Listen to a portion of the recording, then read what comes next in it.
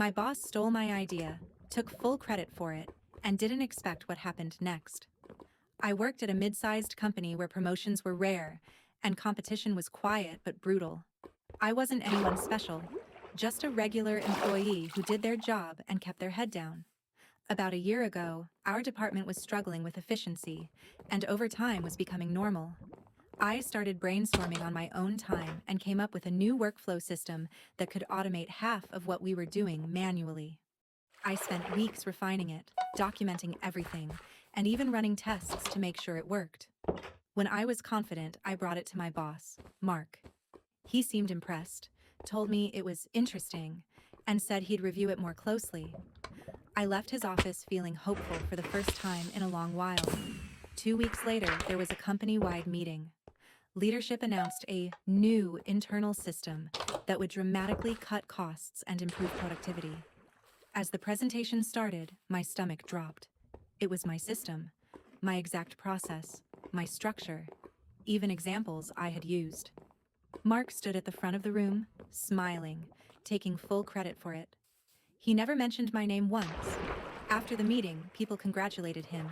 He was praised by upper management and hinted at an upcoming promotion. When I confronted him privately, he brushed me off and said ideas belonged to the company, not individuals, and suggested I be a team player. That was the moment I realized he never planned to credit me. What Mark didn't know was that I had saved everything: timestamps, emails, drafts, version histories, and even a follow-up email where he thanked me for sending over the concept. I stayed quiet and contacted HR, not emotionally, but professionally. I submitted everything calmly and asked for a formal review. HR took it seriously. They launched an internal investigation and asked Mark for his documentation. He couldn't provide any original work. Over the next few weeks, more people came forward with similar stories, ideas he'd taken credit for, work he'd quietly claimed as his own. The outcome was better than I ever expected. Mark was demoted and eventually let go for repeated ethical violations. The promotion he was bragging about disappeared overnight. A month later, I was officially credited for the system, given a bonus, and promoted into a role where I now oversee process improvements. The best part wasn't the title or the money.